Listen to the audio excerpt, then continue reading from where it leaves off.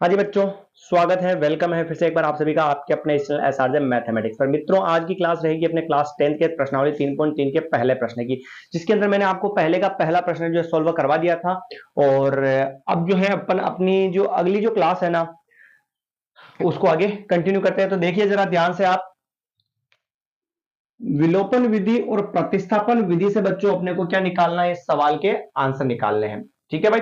तो हम सबसे पहले क्या करेंगे, मैंने आपको पिछले सवाल के अंदर भी बता दिया था कि मैं केवल आपको विलोपन विधि बताऊंगा इस सवाल में, और प्रतिस्थापन विधि नहीं बताऊंगा, क्योंकि पिछले जितने भी 3.2 जो चैप्टर था उसके अंदर अपन ने 3.2 में पूरा जो है प्रतिस्थापन विधि से हल करना सीख लिया था। तो अब अपन उसको बार बार नहीं पढ़ेंगे। ठीक है, आपको समझ में आ चुका होगा। अगर आपने नहीं देखी है क्लासेस तो जाकर उनको देख ले, क्योंकि वो आपके लिए महत्वपूर्ण है।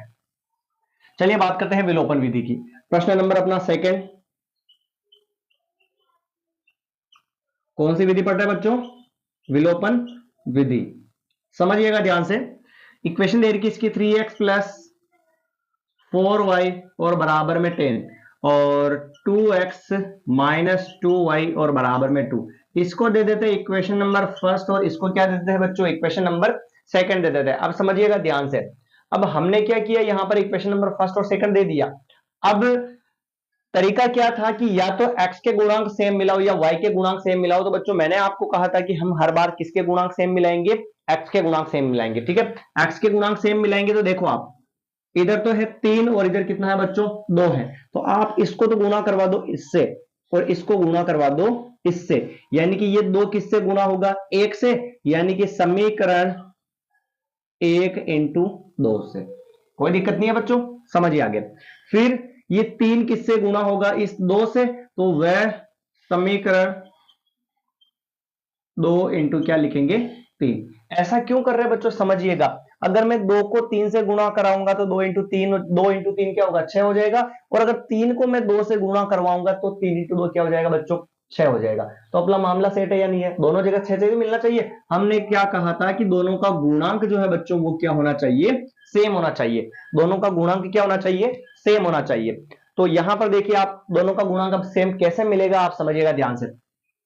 समीकरण 1 को 2 से गुणा करवा रहे, 2 into 3 6x plus plus 2 into 4 8y बराबर 2 इंटू 10 कितना हो जाएगा बच्चों? 20 हो जाएगा। समीकरण 1 को किससे गुणा करवा दिया? 2 से गुणा करवा दिया अपन ने। अब समीकरण 2 को किससे गुणा करवाएंगे? 3 से। तो 3 इंटू 2 कितना होगा? 6x माइनस 3 इंटू 2 6y बराबर 3 इंटू 2 क्या हो जाएगा बच्चों? 6 हो जाएगा। ये लाइन खींच दी अपन ने। ठीक है भाई। अब क्या करेंगे अपन? चीजें चेंज करेंगे। यहां पर माइनस, माइनस की जगह प्लस, और ये लगा दिया माइनस। 6x में से 6x तो कट गया, तो बचा उसको लिखो 8y और प्लस का 6y बराबर 20, और माइनस का क्या है? 6। 8y और 6y कितना हो जाएगा? 14y बराबर 20 में से 6 गए तो कितने बच गए? 14। बच्चों 14 से 14 कट गया तो y बराबर क्या आ गया? 1। कोई दिक्कत है क्या प्यारों? नहीं है भाई। y का मान हमारे पास कितना आ चुका है? 1 आ चुका है। अब y का जो भी मान आया ना, वो हम कहां पर रखेंगे? समीकरण 1 में रखेंगे। तो y बराबर जो मान है समीकरण 1 में रखने पर, समीकरण 1 में रखने पर देखना 3x 3x ओए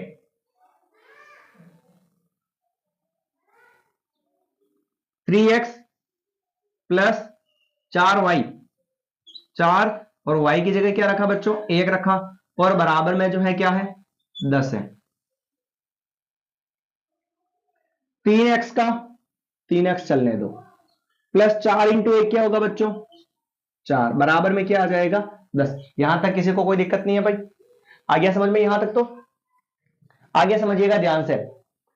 प्लस के 4 को उधर भेज देते हैं, तो 3x बराबर 10 माइनस 4, तो 3x बराबर 10 में से 4 गया तो 6। तो x बराबर क्या होगा? 6/3। 3 का भाग 6 में लगाया, कितनी बार जाएगा? 2 बार। तो ये लो, x का मान तो हो गया बच्चों 2, और y का मान कितना हो चुका है हमारे पास? 1 हो चुका है। ठीक है भाई। तो ये था अपना दूसरा सवाल। आई होप आप सभी को समझ में आ चुका है। एक बार अपन इसको वापस क्या कर लेते हैं? रिवाइज कर लेते हैं कि इसको कैसे मैंने सोल्व किया। समझिएगा ध्यान से।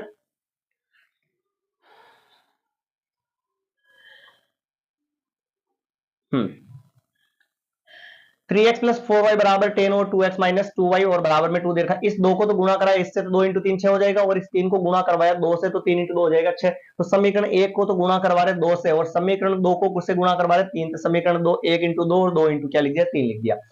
समीकरण 1 को 2 से गुणा करवाए 2 इंटू 3 6x हो गया, प्लस 2 इंटू 4 8y हो गया, बराबर में क्या आ गया 2 इंटू 10 20 हो गया। इधर इसको किसे गुणा करवा रहे समीकरण 2 को 3 से गुणा करवा रहे, 3 इंटू 2 क्या हो गया 6x हो गया, माइनस 3 इंटू 2 6 हो गया, और बराबर में 3 इंटू 2 6 हो गया। भाई चिन्ह चेंज करने हैं आपको विलोपन विधि में, तो यहां पर माइनस माइनस की जगह प्लस, और ये माइनस, ये तो कट गया 8y और माइनस 6y और 20 माइनस 6 वैसा के वैसा 8y और 6y प्लस के जो थे वो हो गए 14y, इधर घटाया कितना आ गया 14, इंटू वाला 14 बटे हम जाएगा 14 से 14 कट गया, तो y बराबर क्या आ गया 1। y बराबर 1 जो आया बच्चों वो अपन का समीकरण 1 में 3x plus 4y, 3x plus 4 into Y का मान और बराबर में 10, 4 इंटू 1 4 हो गया, प्लस का 4 उधर चला गया, घटा दिया क्या आ गया 6 इंटू बड़ा 3 चल गया, बटे में भाग लगा कितना आ गया 2 आ गया। भाई कंप्लीट मामला ये था अपना पहला सवाल। अब अपन बात करते हैं, सॉरी ये दूसरा सवाल था, अब बात करते हैं तीसरे प्रश्न की। समझिएगा ध्यान से, प्रतिस्थापन विधि में नहीं बता रहा हूं क्योंकि पिछले सवालों में मैंने बता दी थी, इसलिए अपन उसको समय वेस्ट ना करते हुए उसको छोड़ रहे हैं। आपको अगर दिक्कत होती है तो आप कमेंट कर दीजिएगा, मैं वीडियो डाल दूंगा फिर, ठीक है। बाकी तो मामला वैसे सेट है इसका। तीसरा सवाल देखते हैं भाई। तीसरा प्रश्न देखो, 3x minus 5y, 3x minus 5y बराबर में 0 और 9x बराबर में 2y और प्लस 7 ये दे रखा।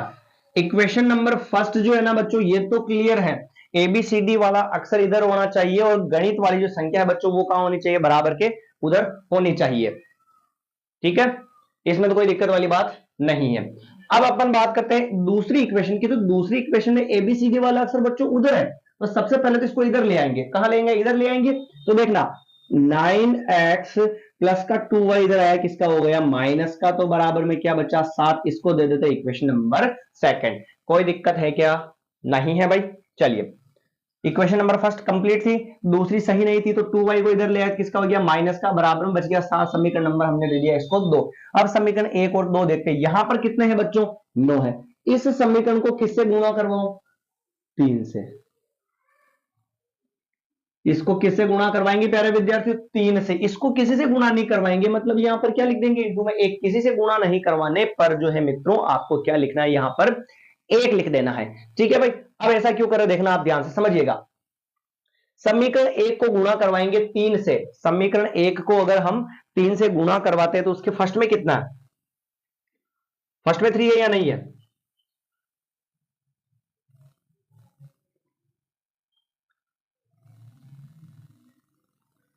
समझिएगा ना, फर्स्ट में 3 दे रखा, दिख रहा सभी को,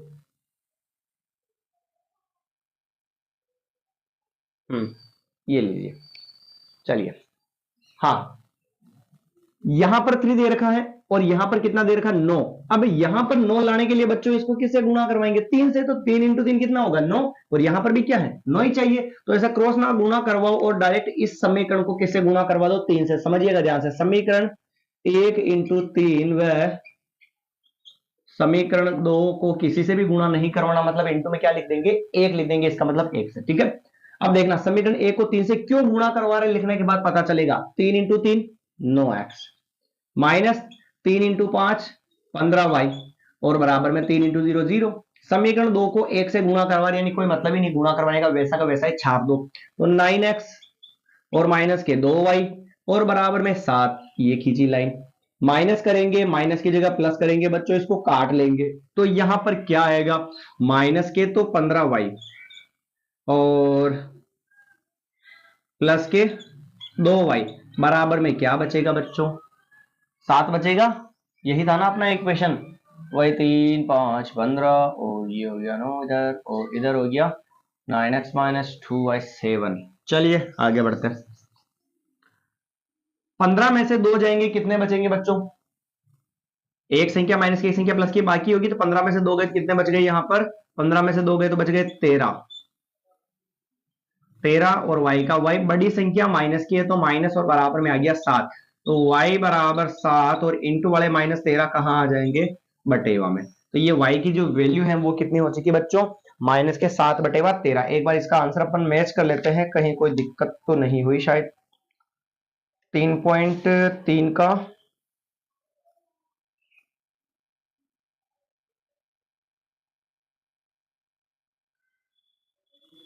3.3 का पहले का है ये तीसरा प्रश्न। y का मान -5/13 आना चाहिए। यहां पर कहीं ना कहीं गलती हो चुकी है। इक्वेशन मैच कर लेते हैं एक बार, है ना। शायद आपको वो गलती दिख रही होगी पर मुझे ना पता चल रहा है इसमें क्या किया मैंने। 3x + 4y, ये तो हो गया। 3x - 5y और यहां पर -4 था, सॉरी है ना। यहां पर जो है क्या था, -4 था। मामला सारा ही गड़बड़ हो गया इसमें, तो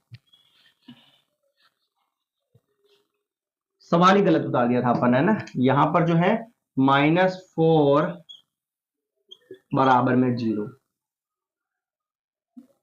-4 बराबर 0। थोड़ा सा माफी चाहता हूं मैं, आप समझिएगा ध्यान से ना। अब आपको क्या करना है बच्चों, संख्या संख्या को एक साइड में, तो 3x - 5y, माइनस के 4 को उधर ले जाओ, किसके हो जाएंगे, प्लस के। समीकरण नंबर 1 हो गई। दूसरा 9x बराबर 2y और प्लस के 7 है, तो प्लस के 2y को इधर लाएंगे तो क्या हो जाएगा, माइनस का, और बराबर में क्या आ जाएगा, 7। समीकरण नंबर क्या हो गई, 2 हो गई। अब देखो ABCD वाला अक्षर एक साइड में और संख्या संख्या उधर चली गई भाई। कोई दिक्कत है क्या इसमें, नहीं है, दिख रहा सभी को, कंप्लीट है भाई। चलिए आगे बढ़ते हैं। अब इसको तो गुणा करवाएंगे 3 से, और इसको किसी से भी गुणा नहीं करवाना, मतलब क्या लिखेंगे, एक। इसको 3 से गुणा क्यों करवा रहे हैं, क्योंकि 3 से गुणा करवाएंगे तो 3 × 3 क्या हो जाएगा, 9 हो जाएगा, और इधर पहले 9 है, तो 9 और 9 सेम मिलेगा, नहीं मिलेगा। सेम मिलाने के लिए ही हम प्यारे विद्यार्थियों गुणा करवाते हैं, ध्यान रखना। तो यहाँ पर 3 से गुणा करवा देगा तो लिखूंगा मैं समीकरण 1 × तो 3 व समीकरण 2 को किसी से भी गुणा नहीं करवाना, मतलब 1 लिख दो इंटू में। 3 से गुणा करवाएंगे इसको, 3 × 3 9x, 3 × 5 क्या हो जाएगा, 15y, और बराबर में 3 × 4 कितने हो गए, 12 है। फिर वापस समीकरण 2 को 1 से गुणा करवाने का मतलब वैसा का वैसा ही लिख दो, 9x - 2y = 7, और ये लाइन खींची, बड़ी संख्या ये कर दी माइनस की। ठीक है भाई, सॉरी यहां पर माइनस कर दिया, माइनस की जगह प्लस कर दिया, और यहां पर माइनस कर दिया, ये कट गया। तो यहां पर आ कितना जाएगा, देखिएगा ध्यान से। माइनस किया तो 15y बचा, और प्लस का 2y बचा, बराबर में 12 - 7 बचा। 15 में से 2y चले गए, क्योंकि एक संख्या माइनस की और एक संख्या प्लस की हो तो क्या करते हैं, बाकी करते हैं। ये बचेगा अपना 13y। बड़ी संख्या माइनस की, तो माइनस, बराबर में 12 में से 7 गए तो कितने बच गए बच्चों, 5 बच गए। तो y बराबर 5 और माइनस के 13 कहां चले गए, बटेवा।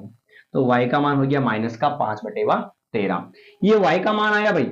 अब y का जो मान आया ना, वो y का मान आप इक्वेशन नंबर फर्स्ट में रखो चाहे सेकंड में रखो, आपकी इच्छा। हम रख देते हैं इक्वेशन नंबर फर्स्ट में। समीकरण 1 से 3x, ये 3x -5, बीच में कुछ नहीं, इंटू और y का मान माइनस का 5/13, तो इसको कोष्टक में बंद करना पड़ेगा, और बराबर में क्या चल रहा है बच्चों, 4। देखना 3x minus into minus plus 5 × 5 कितना होगा बच्चों, 25, और बटे हम क्या चलेगा, 13, और बराबर में 4। पहले 3x को इधर रहने दो, और प्लस के 25/13 को डायरेक्ट उधर ट्रांसफर कर दो। ठीक है, उधर ट्रांसफर करूं मैं तो बराबर में तो 4 बचा, और प्लस के उधर चले गए तो माइनस के 25/13। बटे में कुछ नहीं, एक मान लो, एलसीएम ले लेते हैं इसका। तो एलसीएम लेंगे तो बच्चों 1 × 13 का एलसीएम क्या होगा, 13, क्रॉस गुणा करवाओ, 4 × क्या हो जाएगा, 13, माइनस 1 × 25, 3x बराबर 13 × 4 = 52, माइनस 25 के 25, और बटे में क्या चल रहा है, 13, और x बराबर 52 में से 25 अगर हम घटा दें, 25 26 27 27, और बटेवा में चल रहा था 13, और इंटू वाला जो 3 है बच्चों, वो भी कहां आ जाएगा, बटेवा में आ जाएगा भाई, और बटेवा में आ जाएगा। तो यहां पर 3 से इसको काटेंगे तो 9 बार कटेगा, तो x बराबर क्या हो गया, 9/13 है। ये लीजिए भाई, अपना जो है x का वैल्यू भी इसके अंदर आ चुका है। कोई दिक्कत है क्या भाई, नहीं है। चलिए ये भी कंप्लीट हो गया मामला। अब अगले सवाल की बात करते हैं अपन। लास्ट वाला सवाल पहले का, प्रतिस्थापन विधि में कोई दिक्कत नहीं होनी चाहिए बच्चों, क्योंकि पूरा चैप्टर अपने पढ़ रखा है। 3.2